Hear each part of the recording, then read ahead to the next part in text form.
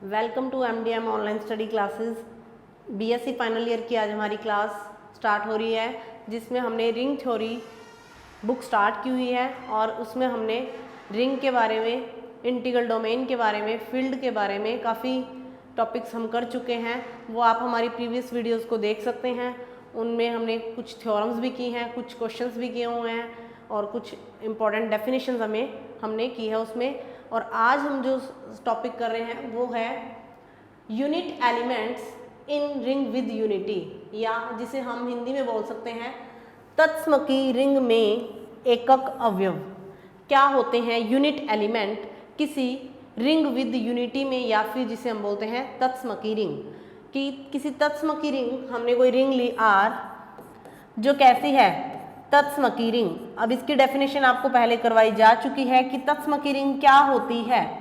Ring with unity ऐसी ring जिसमें, अगर ये आपकी रिंग है R प्लस क्रॉस, ऐसी रिंग जिसमें क्रॉस के लिए भी क्या हो, आइडेंटिटी पड़ी हो, या जिसको हम क्या बोलते हैं तत्समक अवयव। तत्समक अवयव जो कि क्रॉस के लिए जनरली क्या होता है, 1 होता है। तो ऐसी रिंग जिसमें सेकंड कंपोजिशन के लिए भी आइडेंटिटी एलिमेंट पड़ा हो, या जिसको हम ये बोल सकते हैं कि इस रिंग में गुणन संक्रिया के लिए तत्समक अवयव 1 है।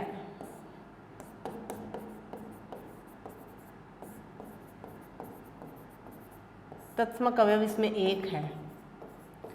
अब इस रिंग में यूनिट एलिमेंट्स कौन से होंगे, या जिसे हम हिंदी में बोलते हैं एकक अवयव। ये एलिमेंट्स कौन से होंगे, अगर इसमें कोई एलिमेंट हमने A लिया, A belongs to R, ring में से कोई एक एलिमेंट लिया A बिलोंग्स टू R, ये यूनिट एलिमेंट कहलाएगा। ये यूनिट एलिमेंट कहलाएगा कब, जब भी हमने एक रिंग में से एलिमेंट ऐसा उठाया कि A dot B is equal to क्या मिल जाए, 1 मिल जाए। ये भी आपका नॉन जीरो होना चाहिए यहाँ पे। अगर ऐसी कंडीशन मिल जाती है कि हमने एक element A belongs to R उठाया, रिंग में से उठाया, वो यूनिट एलिमेंट बन जाएगा, या जिसको आप बोल सकते हैं एकक अवयव। एकक अवयव बन जाएगा जब रिंग का ही एक और एलिमेंट B उठाया, such that A dot B is equal to 1। यहाँ ये 1 क्या है, आइडेंटिटी एलिमेंट ऑफ रिंग।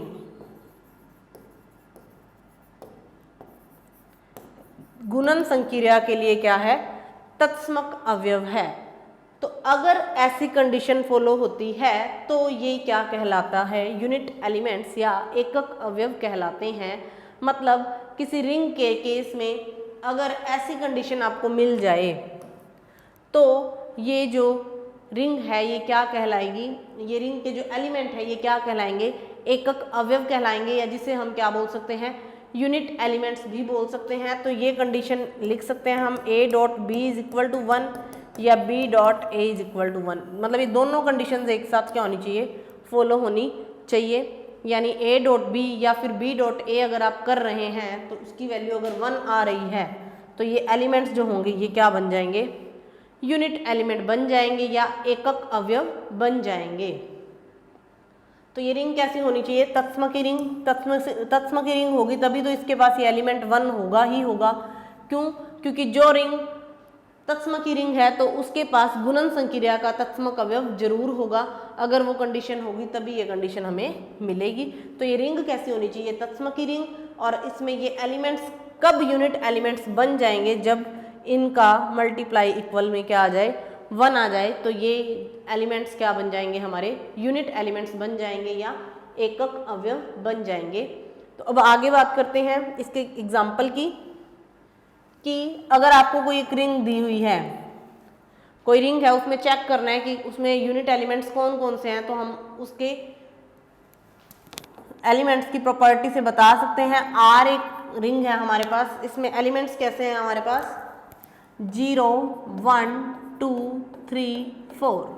और कंपोजिशंस क्या हैं, +5 और क्रॉस 5। ये हमारी एक रिंग है, ये हमारी एक रिंग है। तो इसमें हमें चेक करना है कि कौन कौन से एलिमेंट्स हमारे यूनिट एलिमेंट्स हैं। तो 0 तो यूनिट एलिमेंट नहीं होगा, उसके अलावा इसमें हर एलिमेंट जो होगा वो यूनिट एलिमेंट होगा। कैसे होगा, हम 2 और 3 की बात करें, सेकंड कंपोजिशन की बात करनी है। यहाँ पे 2 × 3 अगर करते हैं तो ये मॉड्यूल 5 है। तो यहाँ पे 2 × 6, 2 × 3 क्या आएगा, 6, 6 में 5 का क्या देंगे हम, डिवाइड। ये क्वेश्चन हम पहले भी बहुत कर चुके हैं। तो आंसर क्या आएगा, 1। इट मीन्स ये इसका क्या है, यूनिट एलिमेंट है। ये इसका एक क्या है, यूनिट एलिमेंट। सिमिलरली अगर हम 1 की बात करते हैं तो 1 × 1 के केस में ये 1 तो आएगा ही आएगा, यानी 1 तो यूनिट एलिमेंट होता ही है, एकक अवयव होता ही है। हमने बात की 2 × 3 की, ये भी क्या है, यूनिट एलिमेंट है।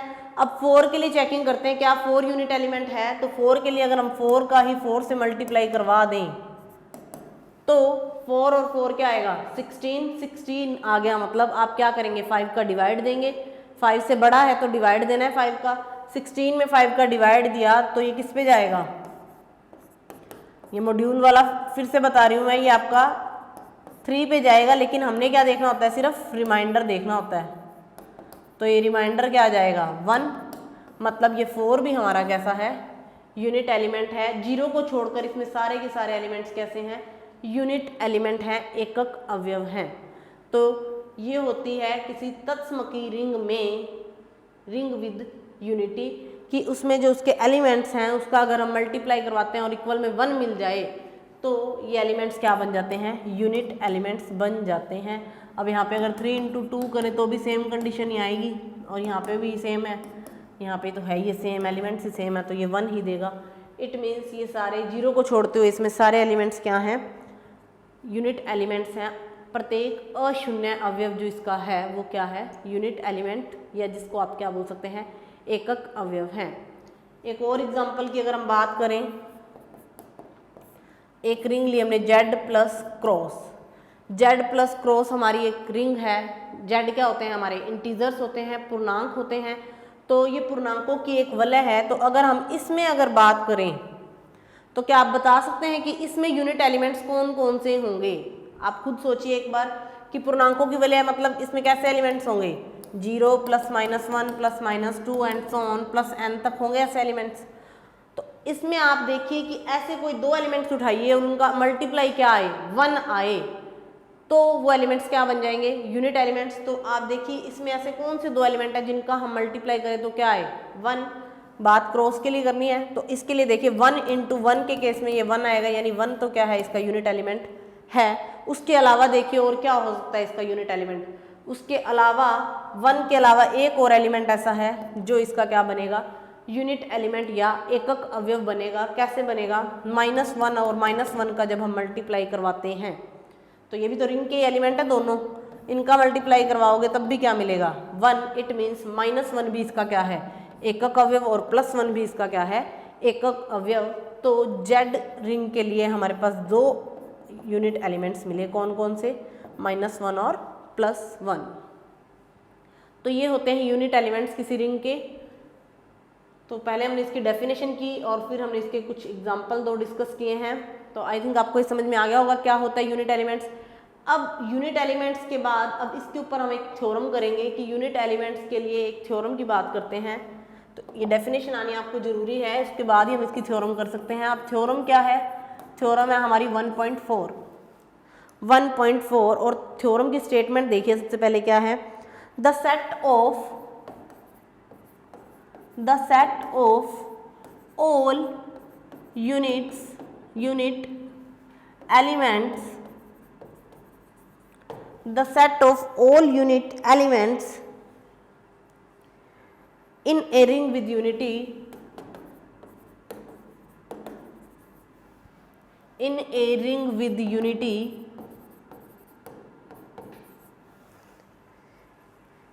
forms a multiplicative group।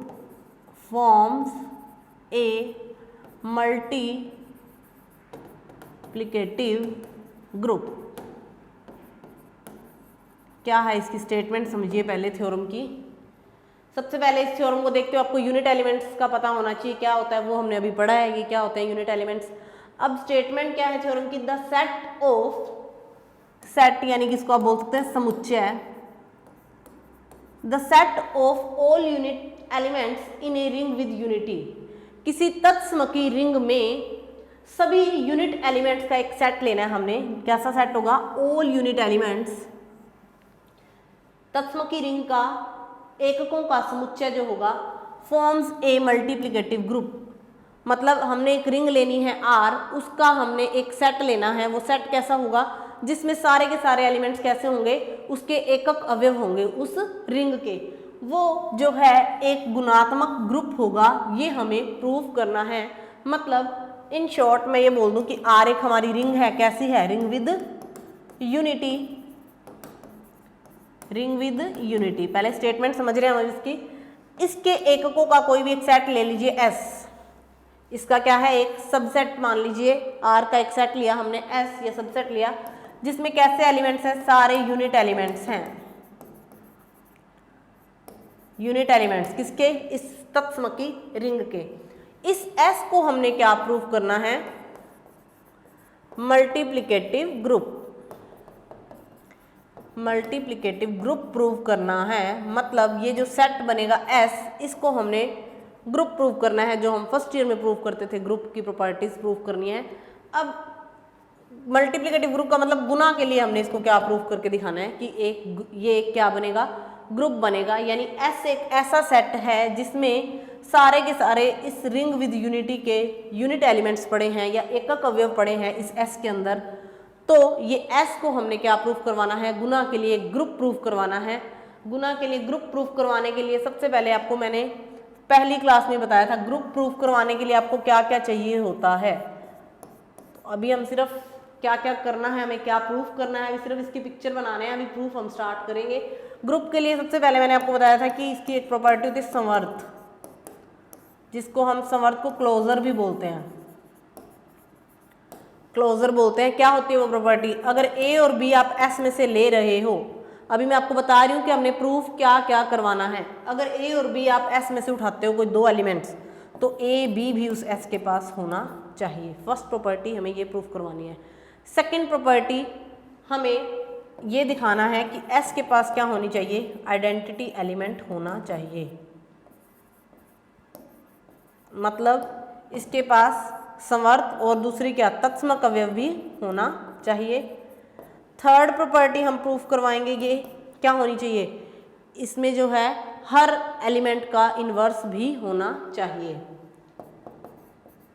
Inverse बताएंगे कि इसमें इन्वर्स भी पड़ा है। और एक प्रॉपर्टी जो हमारी होती है एसोसिएटिव, या जिसको हम बोलते हैं साहचर्यता, एक वो प्रूफ करवानी होती है। लेकिन जब हमने इस सेट का सबसेट लिया है, अगर ये रिंग है, रिंग विद यूनिटी है, मतलब अगर ये रिंग जो है एसोसिएटिव प्रॉपर्टी को फॉलो करता है, तो उसका सबसेट भी क्या करेगा, एसोसिएटिव प्रॉपर्टी को फॉलो करेगा। तो फोर्थ प्रॉपर्टी हमारी क्या हो जाएगी, एसोसिएटिव, जो हमें प्रूफ करवाने की ज़रूरत नहीं है।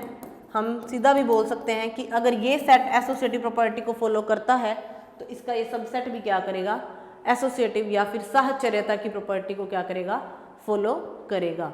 तो टोटल थ्योरम स्टार्ट करने से पहले हमें ये पता चला कि हमने R का लेना है एक सबसेट, जो कैसा होगा, यूनिट एलिमेंट से मिलकर बना होगा। उसको हमने प्रूव क्या करना है, मल्टीप्लिकेटिव ग्रुप। ग्रुप प्रूव करवाने के लिए पहले हमें ये दिखाना है कि वो क्लोजर है। सेकंड हमें ये प्रूव करवाना है कि वो आइडेंटिटी एलिमेंट अपने पास रखेगा। थर्ड वो ये दिखाना है कि उसके पास हर एलिमेंट का इन्वर्स भी होगा। अगर वो ये तीनों चारों प्रॉपर्टीज़ को रखेगा, तब ये हमारा S क्या बन जाएगा, एक ग्रुप बन जाएगा। तो अब थ्योरम को क्या करते हैं, स्टार्ट करते हैं। फर्स्ट ऑफ ऑल हमने माना let R is a ring with unity and S is a set of R, जो कैसा है, S एक कैसा है, सेट है R का, जिसमें कैसे है, which contain which contain unit elements all unit element लिखेंगे यहाँ पे आप, ऑल यूनिट्स या ऑल यूनिट एलिमेंट्स। अब S को हमने क्या प्रूफ करवाना है कि S कैसा है, मल्टीप्लिकेटिव ग्रुप है। तो हम यहाँ पे लिखेंगे क्या, प्रूव दैट, ये हमें गिवन था, prove that S is a multiplicative group.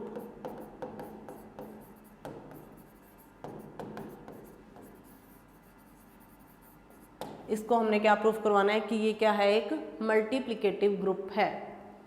तो सबसे पहले हमने माना let A B belongs to S, A और बी क्या है, एस में पड़े हैं। अगर ए और बी एस में पड़े हैं तो ए और बी एक्चुअल में हैं क्या, यूनिट एलिमेंट्स हो गए इसके, क्योंकि एस एक सेट कैसा है, एस सेट ही ऐसा है जिसमें सारे के सारे एलिमेंट कैसे हैं, एकक अवयव हैं, या फिर जिसको आप बोल सकते हैं यूनिट एलिमेंट्स हैं। तो ए और बी अगर यूनिट एलिमेंट्स हैं, सो देयर एग्जिस्ट, अगर ये यूनिट एलिमेंट है, there exist C and D such that, अभी हम सिर्फ यूनिट एलिमेंट की डेफिनेशन लगा रहे हैं कि A dot C is equal to 1 या फिर C dot A is equal to 1 and B dot D is equal to 1 या D dot B is equal to 1। हमने दो एलिमेंट उठाए कहाँ से, एस में से। अब वो एस में अगर पड़े हैं तो वो क्या है, एकक अवयव हैं, और अगर वो एकक अवयव हैं वो तो ये प्रॉपर्टी को क्या करेंगे, फॉलो करेंगे bye definition of unit elements. Unit element की डेफिनेशन से हमने ये प्रॉपर्टी लगाई। अब हमने देखा ए और बी तो एस में पड़ा है, हमने यहाँ पे चेक किया, ये क्या करना है कि क्या ए इंटू बी भी एस के पास है। अब ए इंटू बी बताइए एस के पास कब चला जाएगा, आप खुद सोचिए कि a इंटू बी एस के पास कब चला जाएगा, जब a इंटू बी भी इसका क्या बन जाए, एकक अवयव बन जाए। एकक अवयव बन जाए मतलब आपको अगर ये मिल जाए कि ए बी को अगर हम किसी एलिमेंट के साथ गुना करवाएं तो इक्वल में अगर 1 मिल जाता है, ए बी को अगर किसी एलिमेंट के साथ मल्टीप्लाई करवाएं और इक्वल में अगर 1 मिल जाता है, तो मैं बोल सकती हूँ कि ये ए बी है जो इसका क्या है, एस का यूनिट एलिमेंट बन गया। और जैसे ही इसका यूनिट एलिमेंट बना तो ए बी भी कहाँ चला जाएगा, एस में चला जाएगा। और जैसे ही ए बी एस में गया तो हमारी क्लोजर प्रॉपर्टी क्या हो जाएगी, प्रूफ हो जाएगी। मतलब कि ये गुणात्मक ग्रुप के लिए जो पहली प्रॉपर्टी है उसको क्या करता है, फॉलो करता है। तो स्टार्ट करते हैं अब इसको।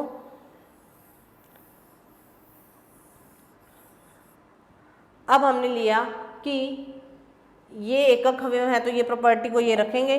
अब हम लेकर चलेंगे मान ए बी और सी डी का मल्टीप्लाई, चेक करना है क्या ए बी जो है वो भी इसका एलिमेंट है एस का एलिमेंट। ये कब बनेगा ए बी, जब ये ए बी खुद क्या बन जाए, एकक अवयव बन जाए।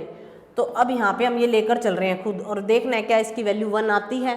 तो हम सबसे पहले इसमें क्या लगा देंगे, एसोसिएटिव प्रॉपर्टी। एसोसिएटिव लगाएंगे तो ए डॉट बी इंटू सी और डी, मैंने इन दोनों को क्या कर दिया, अलग कर दिया। और फिर बी हमने क्या किया, A dot B into C D, तो यहाँ से आपको क्या मिला, बी डॉट सी। या फिर मैं ये भी बोल सकती हूँ कि अगर ये वैल्यू आपकी यहाँ पर ऊपर जो वैल्यू थी A dot C is equal to 1 थी या C dot A is equal to 1 थी, तो यहाँ पे आप ए और इनको सेपरेट कर लीजिए। पहले किनको सेपरेट करेंगे आप, ए डॉट सी डी जो पड़ा था यहाँ पे, इसको आप पहले ये ले लीजिए, इसको चेंज कर देते हैं थोड़ा सा। इसको हम चेंज करके क्या लेकर चलेंगे, A B dot D C लेकर चल लेते हैं। पहले कोई मर्जी एलिमेंट ले सकते हैं। तो ए यहाँ पे क्या आ जाएगा, बी डॉट डी इंटू सी। अब बी डॉट डी की वैल्यू क्या है, 1 है, तो यहाँ पे मैं 1 लिख सकती हूँ। क्यों, क्योंकि बी तो ऑलरेडी क्या है, इसका यूनिट एलिमेंट है। तो ये प्रॉपर्टी लगाएंगे तो यहाँ पे मिलेगा ए, यहाँ पे मिलेगा सी। ये वैल्यू कहाँ से आई, इसकी वैल्यू से यहाँ से आई। अब किसी भी एलिमेंट को, अब ये 1 क्या है, इसका तत्समक अवयवी है, तो 1 को किसी के साथ भी हम करवाएंगे मल्टीप्लाई तो वापस 1 ही देगा। अब ए डॉट सी की वैल्यू वापस क्या है, 1। तो हमने जब A B dot D C किया तो वैल्यू क्या मिल गई, 1 मिल गई। इट मीन्स ए बी भी कहाँ पड़ा है, एस में पड़ा है, जो कि इसका क्या बन गया, एक एकक अवयव बन गया। अब ये A B dot D C किया था, सिमिलरली आप इसको D C dot A B भी कर सकते हैं। दोनों केस आपको प्रूफ करके दिखाने पड़ेंगे। इस बार फिर एसोसिएटिव प्रॉपर्टी लगाइए तो ये क्या हो जाएगा, डी डॉट 1 इंटू बी, और फिर क्या आएगा डी बी, और डी बी की वैल्यू भी क्या थी 1। तो हमने ये देखा कि अगर ए और बी एस में पड़े हैं तो ए डॉट बी भी कहाँ पड़ा है, एस में पड़ा है। यानी ये क्लोजर प्रॉपर्टी को क्या कर रहा है, फॉलो कर रहा है। यानी ए और बी का गुना भी कहाँ पड़ा है, उस सेट एस में पड़ा है। तो ये हुई अभी तक पहली प्रॉपर्टी प्रूफ। किसकी हेल्प से हुई है, इसकी हेल्प से हुई है। अगर हमें ये ना गिवन होता तो हम प्रूफ नहीं कर सकते थे, और ये हमें गिवन है कि एस जो है वो कैसा है, यूनिट एलिमेंट्स का सेट है। मतलब हम एस में से जो भी एलिमेंट उठाएंगे, कोई भी आप एलिमेंट उठाइए एस का, वो ये प्रॉपर्टी को क्या करेगा, फॉलो करेगा। तो ए डॉट बी उनका गुना भी इसमें आ गया। अब नेक्स्ट हम बात करते हैं आइडेंटिटी की। आइडेंटिटी के लिए हम लिख सकते हैं कि आर का जो है एस क्या है, सबसेट है। तो आर के पास एलिमेंट पड़ा है आइडेंटिटी, और एस कैसा है, यूनिट एलिमेंट्स का सेट है। इट मीन्स इसके पास और कोई एलिमेंट हो चाहे ना हो, इसके पास ये एक तो पड़ा ही होगा, क्योंकि और कोई एलिमेंट ये प्रॉपर्टी रखे चाहे ना रखे, ये एक तो रखता ही है। अभी हमने इसके ऊपर 2-3 एग्जाम्पल भी किए थे। यानी 1 क्रॉस 1 इक्वल टू 1, यानी 1 बिलोंग्स टू एस, 1 तो एस में आएगा ही आएगा। यूनिट एलिमेंट्स में और कोई एलिमेंट हो चाहे ना हो, ये एलिमेंट तो होगा ही होगा। तो एस में 1 आ चुका है, यानी हम ये बोल सकते हैं हमारी जो है क्रॉस के लिए जो आइडेंटिटी है वो इसके पास आ गई। क्रॉस के लिए आइडेंटिटी, इसको आप ऐसे लिख सकते हैं, ये लिखिए आप, so there exist identity element in S. ये होगी हमारी दूसरी प्रॉपर्टी प्रूफ। अब हमें थर्ड प्रॉपर्टी अगर देखनी है तो क्या, इन्वर्स। क्या इन्वर्स इसके पास पड़ा है? इन्वर्स के लिए हम क्या देखेंगे कि हमने देखा था A dot C is equal to क्या था, 1 था by definition of unit element. और हम जब डेफिनेशन देखते हैं कि ए डॉट ए इन्वर्स 1 कब आता है, मतलब जब ए को उसके इन्वर्स के साथ हम जब मल्टीप्लाई करवाते हैं तभी हमें आइडेंटिटी मिलती है। ये चीज़ें हम फर्स्ट ईयर से पढ़ते आ रहे हैं कि जब किसी एलिमेंट को उसके इन्वर्स के साथ कंपोजिट करते हैं तो हमें सामने क्या मिलती है, उस सेट की या उस ग्रुप की क्या मिलती है, आइडेंटिटी मिलती है। और जब हमने ये कंडीशन लगाई कि A dot C is equal to 1, तो यहाँ पे हम ये बोल सकते हैं कि C is equal to A inverse. मतलब अगर ये कंडीशन A के लिए फॉलो हो रही है तो ये B के लिए भी फॉलो हो रही थी, B डॉट D के लिए भी क्या आया था, यानी D इज इक्वल टू क्या आ गया था, B इनवर्स। अगर आप B की जगह एक और एलिमेंट E उठा लें तो E डॉट F के लिए भी ये कंडीशन मिलेगी, या E के साथ वापस D ले लीजिए आप, तो E की वैल्यू जो होगी E इनवर्स की वो किसके इक्वल आ जाएगी, D के। मतलब आप कोई भी एलिमेंट उठाएंगे, कोई भी, चाहे A उठाएं, चाहे B उठाएं, चाहे C उठाएं, उन सब के लिए आपको इन्वर्स जरूर मिलेगा, क्योंकि यूनिट एलिमेंट की डेफिनेशन लगाते ही हमें इसका इन्वर्स मिल जाता है। तो यहाँ से हमें क्या पता चला कि अगर A हम S में से उठा रहे हैं तो A इन्वर्स भी S के पास पड़ा है। यानी कंडीशन लगाएंगे आप, there exist inverse of every non zero element in S। A dot C लेकर चले तो C की वैल्यू क्या आ गई, A इनवर्स। यानी अगर A S में पड़ा है तो A इनवर्स भी S में पड़ा है। तो मतलब ये जो कंडीशन है ये हर एलिमेंट के लिए क्या होगी, लागू होगी। यानी S के पास उसके हर अवयव का इनवर्स पड़ा है। ग्रुप की जो थर्ड प्रॉपर्टी है वो क्या हो रही है, फॉलो हो रही है। मतलब इसके पास इनवर्स भी है, आइडेंटिटी भी है, क्लोजर भी है। एक प्रॉपर्टी जो है एसोसिएटिव, वो हमें प्रूफ करवाने की ज़रूरत नहीं है। हम सीधा लिख सकते हैं कि R अगर एसोसिएटिव प्रॉपर्टी को फॉलो करता है तो ये S इसका क्या एक सेट है, ये भी एसोसिएटिव प्रॉपर्टी को फॉलो करेगा। और एसोसिएटिव प्रॉपर्टी को फॉलो करते ही हमारा ये जो S है, यूनिट एलिमेंट्स का जो सेट है, ये क्या बन गया, हम ये लिख सकते हैं लास्ट में कि सो S is a multiplicative group. या हम ये बोल सकते हैं S जो है वो फॉर्म बनाता है एक मल्टीप्लिकेटिव ग्रुप। S फॉर्म ए मल्टीप्लिकेटिव ग्रुप। तो ग्रुप की सारी प्रॉपर्टीज हमें यहाँ पे पता होनी चाहिए थी, तभी हम इसको ग्रुप प्रूफ कर सकते थे। पर प्रॉपर्टीज लगाई किसकी हमने सारी, ग्रुप के साथ साथ एक एक अवयव की जो डेफिनेशन थी वो यहाँ पे लगाई है, जिसकी वजह से हमें पता चला कि इसके पास इन्वर्स भी होगा, इसके पास क्लोजर प्रॉपर्टी भी होगी, इसके पास आइडेंटिटी भी होगी और इसके पास एसोसिएटिव प्रॉपर्टी भी होगी। तो ये एक क्या बन जाएगा, मल्टीप्लिकेटिव ग्रुप बन जाएगा। तो एक बार इस थ्योरम को एक बार फिर से देख लीजिए आप। सबसे पहले इस यूनिट एलिमेंट की डेफिनेशन अच्छे से आपको पता होनी चाहिए। फिर हमने जो थ्योरम की स्टेटमेंट थी हमने उस पर बात की कि क्या हमें गिवन है, क्या हमें प्रूफ करना है, क्या क्या हमें प्रूफ करना है। थ्योरम की पिक्चर आपके माइंड में अगर है तो आप इजीली थ्योरम्स को कर सकते हैं। थ्योरम्स कोई करनी टफ नहीं होती हैं, बस आपको पता होना चाहिए कि क्या गिवन है, क्या प्रूफ करना है और किसकी हेल्प से हमने इसको प्रूव करना है। तो ये इसका नेक्स्ट पार्ट है। नेक्स्ट पार्ट में हमने इसको जो जो गिवन था और जो डेफिनेशन थी, किसकी यूनिट एलिमेंट की डेफिनेशन लगाई है यहाँ पे हमने, उसकी हेल्प से हमें ये सारी वैल्यूज़ मिल गई कि ये क्या है, एक S जो है एक क्या है, मल्टीप्लिकेटिव ग्रुप बनेगा। अगर कब बनेगा, अगर वो अपने पास क्या रखता है, यूनिट एलिमेंट्स रखता है, तब ये S क्या बन जाएगा, एक मल्टीप्लिकेटिव ग्रुप। तो ये हमने नेक्स्ट प्रूफ इसकी बात की कि इसके पास कैसे एलिमेंट हैं, इसके पास इन्वर्स भी है, एसोसिएटिव प्रॉपर्टी भी है, आइडेंटिटी भी है। तो ये क्या बन गया, ग्रुप। तो यहाँ पे थ्योरम ख़त्म हुई। तो आज की क्लास में हमने पढ़ा यूनिट एलिमेंट्स और उसके ऊपर एक थ्योरम की। तो आप इस वीडियो को अच्छे से देखिएगा और थ्योरम को समझने की पूरी कोशिश कीजिए। तो आज की क्लास के लिए इतना ही। नेक्स्ट क्लास में हम फिर नए थ्योरम्स, नए क्वेश्चंस के साथ मिलेंगे। जितना ज़्यादा हो सके आप इन वीडियोज़ को शेयर कीजिए अपने फ्रेंड्स के साथ। तो thank you, have a nice day.